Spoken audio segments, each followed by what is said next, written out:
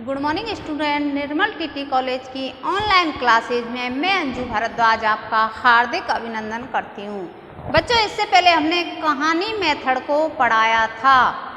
उससे पहले पर्यवेक्षित अध्ययन के बारे में अध्ययन किया था। उससे पहले व्याख्यान विधि, प्रोजेक्ट विधि, ये सारी विधियों को हम आपको क्लियरिफिकेशन कर चुके हैं। इससे पहले जो हमने कहानी मेथड आपको पढ़ाया था, कहानी मेथड के बारे में बताया था, बच्चों को आयु एवं मानसिक स्तर के अनुसार शिक्षक को कहानी के द्वारा बालकों को अध्यापन करवाया जाना चाहिए। बालक की आयु देख लेना चाहिए, उसका मानसिक स्तर देख लेना चाहिए कि बच्चों को किस प्रकार से हम मोटिवेट कर सकते हैं। यह हमने आपको बताया था। यह पूर्व प्राथमिक और प्राथमिक बच्चों के लिए कहानी मेथड पढ़ाना सर्वश्रेष्ठ होगा। इसको कक्षाओं में अर्थात प्रतिदिन नियमित रूप से कहानी मेथड के द्वारा शिक्षक को अध्यापन कराया जाना चाहिए। बच्चों को छोटी छोटी कहानियों के माध्यम विषय वस्तु के कठिन न बनाकर सरलतम रूप से कहानी के द्वारा बालकों को समझाया चाहिए, जिससे बालकों में विषय के प्रति या स्कूल आने के प्रति उसमें रुचि जागृत हो और पढ़ने के प्रति वो लालायित रहे। इसमें आपको कुछ लाभ भी बताए थे, कुछ कमियां भी बताई थी कि लाभ बालकों को उत्साह करना, रुचि प्रदान करना, मनोवैज्ञानिक रूप से बालकों को मानसिक स्तर को संज्ञानात्मक भावात्मक रूप से उनका मोटिवेशन करना। उधर कमियां भी थी कि प्राथमिक कक्षाओं के लिए ये, और ये भी बताया था कि विषय वस्तु को अगर बड़ी है या आप विषय वस्तु ऐसी है जिसको माध्यम से अपन नहीं समझा सकते तो वो भी उसके लिए ध्रुव कठिन होगी, ये भी आपको बताया था। फिर एसएस के जो विद्यार्थी हैं या सामाजिक अध्ययन के जो बालक हैं उनके लिए ये रुचिकर हो सकती है अगर शिक्षक उसको सरल तरीके से कहानी के माध्यम से पढ़ाया जाए तो। उसके बाद आज हम आपको पढ़ाएंगे स्रोत एवं संदर्भ विधि, रिसोर्स मेथड। स्रोत यानी खोजा हुआ या अपन जो खोजते हैं, ये एक तरह से अनुसंधान के रूप में कही गई है। रिसर्च करके जो हम आंकड़े एकत्रित करते हैं उनका संकलन करना, फिर उनको बताना उस तरह की संस्कृति कैसी थी, उस तरह का खान पान कैसा था, रीति रिवाज क्या थी, रहन सहन कैसा था, उस समय हमारे टाइम पे जो राजा महाराजा हुए थे, क्या युद्ध हुआ था, क्या इतने बड़े हाइट थी उनकी। बताते हैं ना कि महाराणा कुंभा के 80 मन का 84 मन का क्या भाला लेकर घूमते थे, 6 फुट वो अपना दुपट्टा और बहुत विशाल का है, पहले बहुत लंबे लंबे होते थे।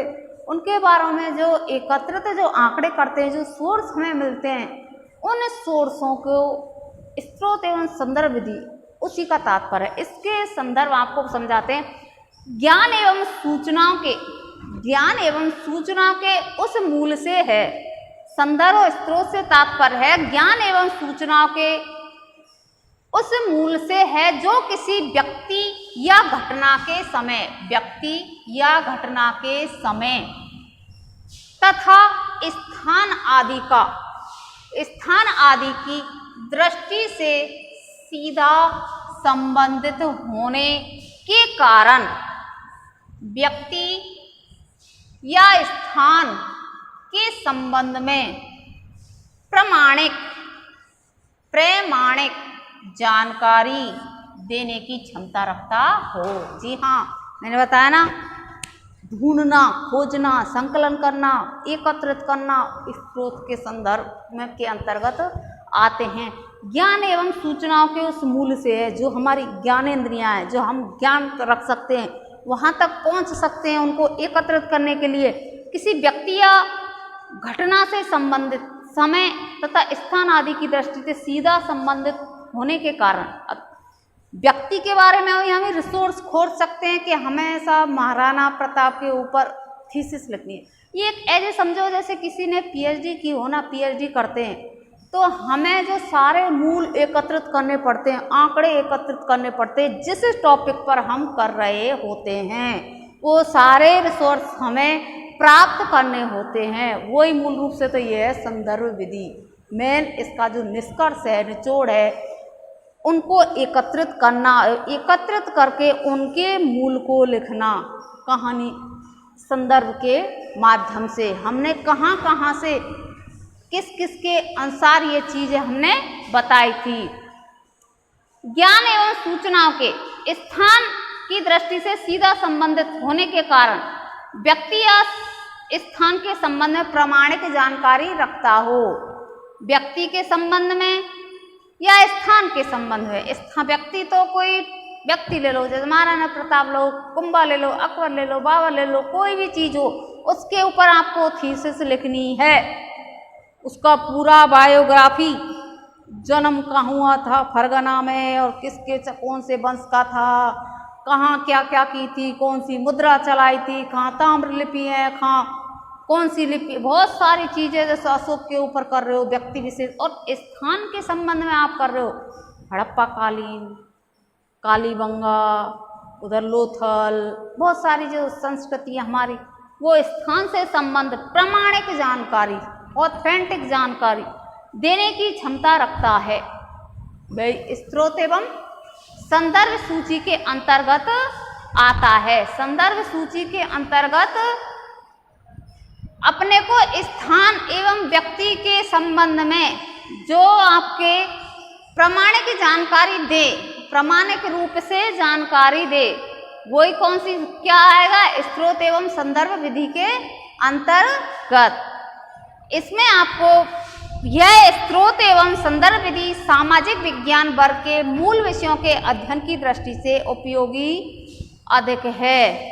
एसएस के जो विद्यार्थी हैं उनके लिए मैंने बताया ना, एसएस में ही तो आएगी ये सारी चीजें, पूरी सब्जेक्ट हैं जो आपको किसी व्यक्ति के रूप में कर रहे हो या स्थान के रूप के संबंध में अगर कोई जानकारी आप लेना चाहते हो तो वो उसी के अनुसार ये आएगी। क्या, संदर्भ सूची के अंतर्गत, अर्थात स्रोत प्राप्त करना चाहते हो तो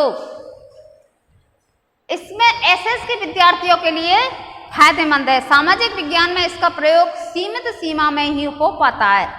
इस विधि का अधिकतम उपयोग इतिहास के अध्ययन में, जी हाँ इतिहास मैंने बताया ना, गुजर चुका इतिहास बन चुका, उसके अध्ययन में यह बहुत ही उपयोगी साबित होता है। कौन सा, संदर्भ या स्रोत विधि, स्रोत या संदर्भ विधि को हम एसएस के अर्थात इतिहास के विद्यार्थियों के लिए अधिक ही महत्वपूर्ण मानते हैं। स्रोतों को हम विभिन्न प्रकार से भी ले सकते हैं। स्रोत या संदर्भ को हम विभिन्न प्रकार से भी समझ सकते हैं, जैसे ताम्रपत्र एवं शिलालेख या सिक्कों के द्वारा। ताम्रपत्र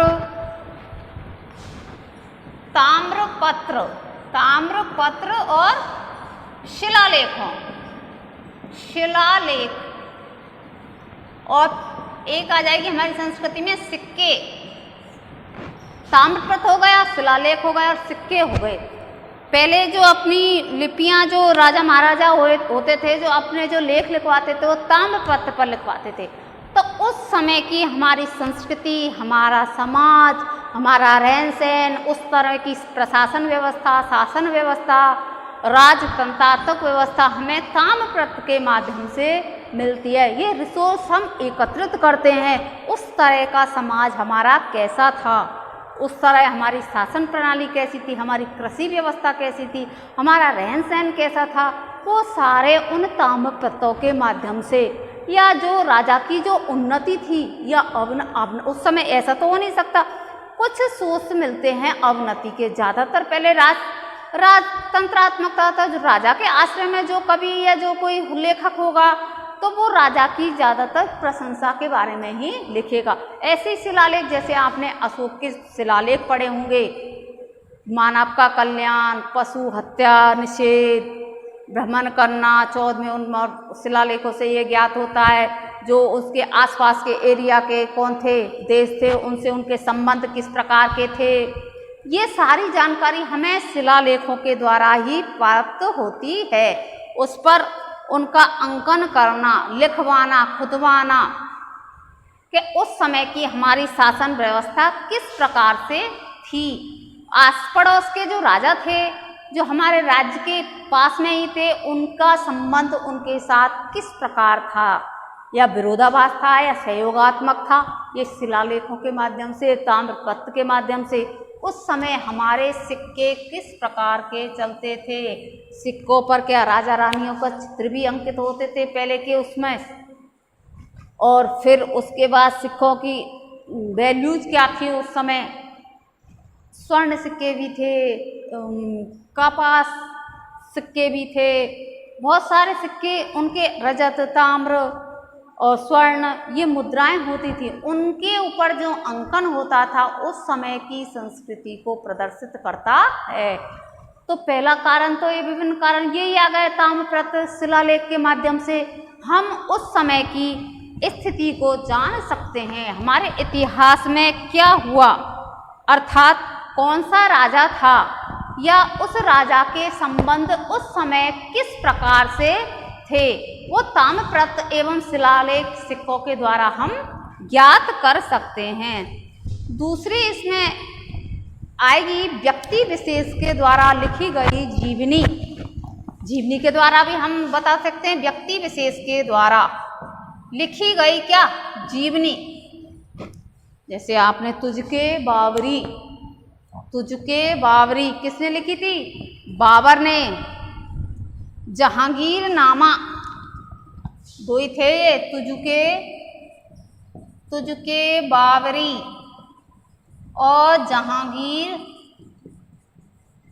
नामा, जो ये उनकी जीवनी थी उनसे पता चलता है उनकी शासन व्यवस्था, उनका रहन सहन, उनका आसपास के देशों के साथ संबंध, उस समय की संस्कृति किस प्रकार की थी, स्त्रियों की व्यवस्था के, स्त्रियों की स्थिति उस प्रकार कैसी थी, वहाँ का रहन सहन किस प्रकार का था, उनके व्यक्ति विशेष के बारे में भी जानकारी मिलती है। किससे, संदर्भ स्रोत के द्वारा हम उनकी जो बुक्स हैं, उनकी जो किताब हैं, जो स्वयं की जीवनी से संबंधित है, एक तो जहांगीर ने लिखी, एक थी बाबर ने, एक अकबरनामा भी आता है, तुझके बावरी, जहांगीरनामा और अकबरनामा। इससे भी हम बहुत सारे स्रोत, अगर हम एसएसटी के विद्यार्थी हैं, हमें उस पर जहांगीर पर पीएचडी करनी है, जहांगीर की जीवनी पर, या जहांगीर का सामाजिक व्यवस्था, या जहांगीर का प्रशासनिक व्यवस्था, या उसकी स्वयं की जीवनी, उसकी क्या कमी थी, क्या गुण थे, क्या अवगुण थे, आज की परिस्थिति को देखते हुए हम उसमें क्या बदलाव करना चाहें, ये सारी चीज़ें हमें इनके व्यक्ति विशेष से और विभिन्न ताम्रपत्रों के माध्यम, ताम्रपत्र के द्वारा, शिलालेख के द्वारा, सिक्कों के द्वारा हम स्रोत इकट्ठे कर सकते हैं और हम अत्यधिक अध्ययन कर सकते हैं, और बालकों को इसके द्वारा हम उसमें एसएस को पढ़ने में रुचि जागृत कर सकते हैं, उनको मोटिवेट कर सकते हैं, और हमारे इतिहास से संबंधित जो भी जानकारी है हम बच्चों को इस विधि के द्वारा आसानी से समझा सकते हैं। अर्थात इसमें एक रिसर्च करना पड़ता है, अनुसंधान करना पड़ता है, उसको सरलीकृत करते हुए हम ये सारे स्रोत या सोर्सेज इकट्ठे कर सकते हैं। तीसरी इसमें आएगी समकालीन व्यक्ति द्वारा आंखों देखी गई बातों के आधार पर लिखित जीवनी, जैसे अकबरनामा और आईने अकबरी, अबुल फजल, अकबरनामा और आईने अकबरी, जो उस समय के लेखक थे उनके ही सामने आंखों देखा, जो कहते हैं ना हल्दी घाटी का जब युद्ध हुआ तब बदायूं ने आंखों देखा था उनकी, और वही चीज़ उसने लिखी देती थी। आज हम पढ़ते हैं एसएसटी में, जब तैयारी करते हैं कंपटीशन की, जब पढ़ते हैं कि उनके जो राजपूत के जो योद्धा मरे थे उसके खूनों से उसने दाढ़ी रंगी थी अपनी। तो कौन सा ऐसा लेखक था जिसने हल्दी घाटी के युद्ध में अपनी दाढ़ी को खून से रंगा? कौन? बदायूं ने। उन्होंने आंखों देखा, हाल देखा है। तो व्यक्ति की आंखों देखे हाल से भी जो लिखित लिखा हुआ, जो लेख लिखा गया है, वो भी स्रोत हम अपने एकत्रित करते हुए अपना जो पीएचडी में जो एक संकलन एकत्रित कर रहे हैं उसमें भी हम सोर्स कर सकते हैं और बच्चों को उस समय की स्थिति का भी पता बता देते हैं कि बच्चे उस समय ऐसी स्थिति थी, वो व्यक्ति जिंदे थे, उन्होंने देखा था क्या कौन सा पक्ष मजबूत है और कौन सा पक्ष कमजोर है। या तो युद्ध का उन्होंने विवरण लिखा तो युद्ध में उस समय क्या क्या हुआ था, महाराणा प्रताप अकबर के बीच में युद्ध हुआ था तब, या फिर हल्दी घाटी का युद्ध हुआ उस समय। बहुत सारे जो राइटर थे वो उस समय क्या थे, मौजूद थे। तो एक हमें सोर्स ये भी मिल जाता है व्यक्ति विशेष के द्वारा आंखों देखा हाल, ये भी हमें एक सोर्स के रूप में मिलता है। अगला जो इसमें पॉइंट है वो है तत्कालीन पत्र या फॉरमन या आदेश।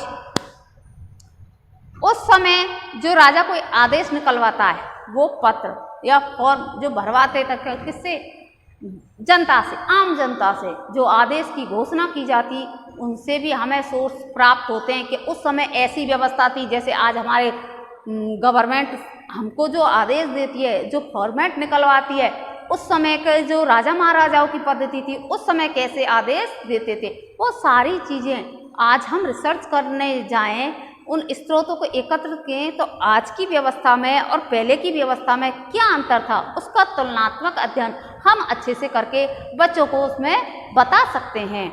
अगला जो इसमें पॉइंट है वो है यात्रियों के वर्णन। जैसे फाहियान आया था और मार्को पोली, हिंदुस्तान भी आया था, फाहियान भी आया था, फोकुकी भी आई थी, बहुत सारे यात्री आए थे, इत सिंह भी आया था, बहुत सारे यात्री थे। तो फाहियान में जो हमारा जो मध्य प्रदेश है उसको जो एमपी है वो ब्राह्मणों का देश कहा था, इसमें सबसे ज़्यादा ब्राह्मण निवास करते हैं। यहाँ की जाति व्यवस्था किस प्रकार से बटी हुई है, यहाँ की जो शिक्षा है वो किस प्रकार से दी जाती है, शिक्षक स्तर कितना है, स्त्रियों की स्थिति कैसी है, और पुरुष प्रधान समाज है या स्त्री प्रधान समाज है, यहाँ का रहन सहन खान पान, वो सारी चीज़ें आकर उन्होंने अपनी जो बुक्स लिखी थी उन बुक्स में हमको जो हमारे उस समय की संस्कृति थी, समाज था, आर्थिक स्थिति कितनी अच्छी थी, सुदृढ़ थी या कमी थी, उसने जो व्यक्ति विशेष की जो यात्रा की थी हमारे देश में, उनसे भी हमें बहुत सारे सोर्स पता चलते हैं।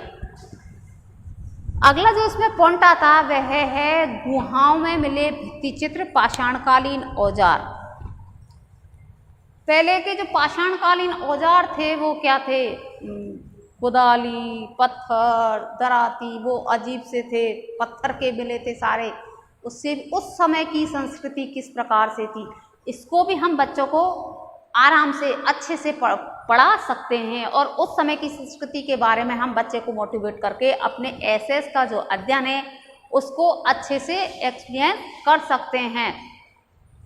अगला जो इसमें टॉपिक है वो है पुरातात्विक खुदाई के परिणाम स्वरूप निकले भवनों के अवशेष, पात्र, औजार, कंकाल। जी हाँ, काली जो हड़प्पा कालीन संस्कृति थी, सिंधु घाटी सभ्यता थी, जब वो खोजी गई थी उनमें जो जैसे कालीबंगा कहते हैं कि काले वो चूड़ियाँ के नाम से कालीबंगा पड़ी थी, उसका नाम काली कलर की चूड़ियाँ थी। मृद भांड पाए गए थे, स्नानागार पाए गए, बड़े बड़े चूल्हे पाए गए। तो संयुक्त क्या थी, प्रथा थी, एक समय सामूहिक भोजन करना, बनाना, खाना, सारी चीज़ें। स्नानागार बड़े बड़े, अन्नागार बड़े बड़े, नालियों की व्यवस्था थी, सुनियोजित तो अर्थात नगर नियोजित था उस समय का। तो वो खुदाई में निकले गए जो अनेक तत्व थे, अनेक जो सोर्स मिले थे, उनके द्वारा हम बच्चों को वो एकत्रित करके एसएस का जो ऐसा पार्ट आता उसके द्वारा हम उस समय की संस्कृति को बच्चों को आराम से बता सकते हैं। और हमारे जो इतिहास में जो घट चुका है, जो घटना हो चुकी हैं, इन सोर्सों के माध्यम से हम बालक के मस्तिष्क का विकास अच्छी तरह से कर सकते हैं। अगला जो इसमें पॉइंट है वो है खोजकर्ताओं की दैनंदिनी और स्वयं का साक्षी यात्री द्वारा लिखा गया वर्णन। जैसे कैप्टन स्टॉक, नेल्सन आदि की डायरी। उस समय जो डायरी लिखी जाती थी, मतलब जो पत्र लिखे जाते थे, तो उनको हम अगर रिसोर्स के माध्यम से लेके आएं और संकलित करें तो तो उस समय की व्यवस्था का भी हमें पता चल जाता था। जैसे अंग्रेज़ों ने हमारे ऊपर किस तरह से अत्याचार किए, कोई ऐसी लिखित जीवनी हो, कहानी हो, पत्र हो, डायरी हो, उसके द्वारा भी हम उस समय की हमारी स्थिति को आराम से जान सकते हैं। इसके बाद हम आपको यात्रियों के भौगोलिक वर्णन जैसे लिविंगस्टोन, स्टैनले आदि द्वारा लिखे गए जो वर्णन है उसका भी स्रोत के द्वारा हम आराम से अध्ययन कर सकते हैं। यात्रियों द्वारा अन्य सर्वेक्षणकर्ताओं द्वारा संकलित तापक्रम, वर्षा आंकड़े, उपज आदि के नमूने, उनके फोटो बनाए, स्केच लिए, वेधशालाएं जैसे बनाई थी राजा किसने, जयसिंह ने 4-5 जगह, मथुरा में बनाई, दिल्ली में भी बनाई, जयपुर में भी बनाई। तो उस समय की हमारे नक्षत्रों की जानकारी किससे मिलती, उस वेधशाला से हम आराम से ले सकते थे कि हमारे उस समय में नक्षत्र की स्थिति क्या है, तापक्रम मापना, कृषि की भूमि की उपज को मापना, बहुत सारी जो स्केच लिए थे उन्होंने, फोटो लिए थे, उन स्रोतों के द्वारा हम बालकों का अध्ययन अच्छे से करा सकते हैं। उपयुक्त सभी साधन मूल स्रोत की श्रेणी में आते हैं। जो मैंने आपको बताए थे, पत्र, ताम्रपत्र, शिलालेख, सिक्के, जीवन संबंधी बातें, यात्रियों द्वारा किया गया वर्णन, आंखों देखा हाल, खुदाई द्वारा निकली गई वस्तुएं, पाषाण कालीन हो, सिंधु घाटी सभ्यता से संबंधित हो, हड़प्पा कालीन हो, ये सारी जो स्थितियाँ, ये सारे किसके रूप में आते हैं, ये सब स्रोत अर्थात सोर्स के रूप में आती हैं। इन सोर्स के द्वारा हम अपने अध्ययन को आसानी से सरलतम रूप में बना सकते हैं। ये सोर्स की श्रेणी में आते हैं। इनके माध्यम से प्रत्यक्ष अथवा परोक्ष रूप में तत्कालीन अथवा संबंधित स्थान की प्रामाणिक जानकारी मिलती है। प्रत्यक्ष एवं परोक्ष रूप से जब हम जाते हैं, कहीं जाते हैं, हमारा समय भी, धन भी, सब चीज़ नष्ट होते हैं, पर जो जानकारी लेके आते हैं, देखते हैं प्रत्यक्ष रूप में, ये वहाँ उस समय ऐसा हुआ था। वहाँ के अब जो हमारे बहुत सारे संग्रहालय बने हैं, उनमें वो सारी चीज़ें रखी हैं। हमें किसी चीज़ पर जैसे पीएचडी करनी है, सोर्स लाने हैं, तो वो चीज़ें हमें सारी संकलित करनी होगी उस समय की जानकारी के लिए, और वर्तमान परिस्थिति को उसमें ढालते हुए हमें वो सारी चीज़ें एकत्रित करनी होगी, जिससे हम जो हमारा आधुनिक जो समाज है, जो आने वाला जो पीढ़ी है, उनके लिए वो मोटिवेशनल का काम करे। हमारे से पहले हमारी जो संतति हुई थी वो किस प्रकार की थी, उनकी रहन सहन, संयुक्त परिवार था या एकल परिवार था, खान पान कैसा था, रहन सहन कैसी थी, सुनियोजित नगरीय प्रणाली थी या ग्रामीण प्रणाली थी, या कृषि पर ही आधारित थे, या व्यापार भी किया जाता था, वो सारे सोर्सों के माध्यम से हमें जानकारी मिलती है। उस समय के जो राजा हुए थे, वो राजाओं की स्थिति किस प्रकार की थी, क्या वो दयालु थे या बहुत ही ज़्यादा निकृष्ट रूप से अपनी जनता के द्वारा जनता को परेशान करते थे, या जनता में एक ऐसा संदेश भय के द्वारा जनता जैसे आते थे तो भयभीत था, या जनता उनको भगवान का दर्जा देती थी या न्यायप्रिय थी। उस समय की सारी व्यवस्थाओं को हम एकत्रित करते हैं किसके द्वारा, स्रोत के द्वारा प्राचीन काल में हुई या हमारी ऐतिहासिक संस्कृति है, उसको हम सामान्य रूप से या सरलतम रूप से हमारे जो आज के आधुनिक जो एसेस में बहुत सारे टॉपिक्स डाले गए हैं, व्यक्ति विशेष से संबंधित ले लीजिए, समाज से संबंधित ले लीजिए, या फिर अपन को कृषि से संबंधित ले लीजिए, बहुत सारी जो चीज़ें हैं, अगर हमको उनके रूप में माइनर रूप में बच्चे को डीपली से समझाना है तो हमें इस स्रोत को अपने एसएस के जो विषय है, एसएस का जो विषय है, उसमें इन स्रोतों को अथवा वो सोर्सों को बच्चों के प्रति ज्ञान जरूर प्रदान करना चाहिए, जिससे बालकों में इतिहास के प्रति रुचि उत्पन्न हो सके। उन चीज़ों को बालक प्रत्यक्ष रूप में तो नहीं दे सकता, अब आप बहुत से जब विषय वस्तु हम पढ़ते हैं तो उनके जो पन्ने होते हैं उन पन्नों में उनका चित्र भी बना होता, उन चित्रों के वो गुहालेख हैं, वो पाषाणकालीन जो मृदभांड है, जो बहुत सारी पाषाणकालीन जो पत्थर हैं, औजार हैं, वो उनके चित्र आते हैं, उनको आप आसानी से बालक को समझा सकते हो। ये स्रोत ऐसे ऐसे वहाँ से मिले थे, वहाँ से एकत्रित किया था, उस समय कैसी प्रणाली थी, उस समय लोग कैसे रहते थे, कैसे कपड़े पहनते थे, कैसी बोलचाल थी, कौन सी भाषा प्रचलित थी उस समय, राजतंत्रात्मक शासन था, राजा न्यायप्रिय था उस समय या क्रूर था या दयालु था। ये सारी चीज़ें हम अपने सब्जेक्ट में अर्थात सोशल साइंस में इन स्रोतों के द्वारा आसानी से बच्चों के ज्ञान में डेवलप कर सकते हैं। इसके बाद उपयुक्त सभी साधन हम अपने स्रोत के द्वारा बच्चों को आराम से मिला सकते हैं। इसके बाद जैसे पुरातात्विक खुदाई में निकले जैसे भवन हैं, बहुत बड़े बड़े भवन हैं, उनके जैसे फोटो चित्र अगर आपके उसमें आए, किसमें एसएस के पार्ट में हो, तो आप बना के चित्र बना के जो बालक है उसमें रुचि एसएस के प्रति कैसे रुचि दी हो, हमारे इतिहास के बालक को जानना जरूरी है। जो हमारे इतिहास से बालक अगर छूट रहे हैं, ज़्यादातर दूसरी उसमें ले रहे, तो उनको इस पद्धति के माध्यम से या इस मेथड के द्वारा बालक में ज्ञान डेवलप किया जा सकता है। आज हमने स्रोत के बारे में अर्थात स्रोत के बारे में आपको समझाया था, किस किस के द्वारा हम बालक का विकास कर सकते हैं, कहाँ कहाँ से स्रोत ला सकते हैं, उस समाज में हुई संस्कृति को हम बतला सकते हैं खोजकर्ताओं के द्वारा, गुहाओं के द्वारा, कि जैसे उसने अशोककालीन ने जो आजीविकों के लिए कैसी गुहाएं बनाई, उसके अंदर कैसे चित्र बनाए थे। वो अजंता एलोरा की गुहाएं हैं, उसमें मन्नासन राजकुमारी है, बौद्ध भिक्षु हैं जो अपने आगे चित्रित हैं, वो बहुत सारी वो बैठी हैं बौद्ध भिक्षुनियाँ, वो भिक्षा उपदेश दे रहे हैं, वो बैठी हुई हैं।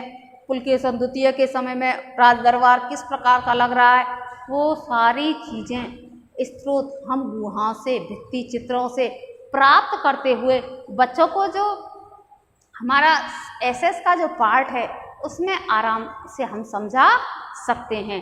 आज हमने आपको ये स्रोत का बताया।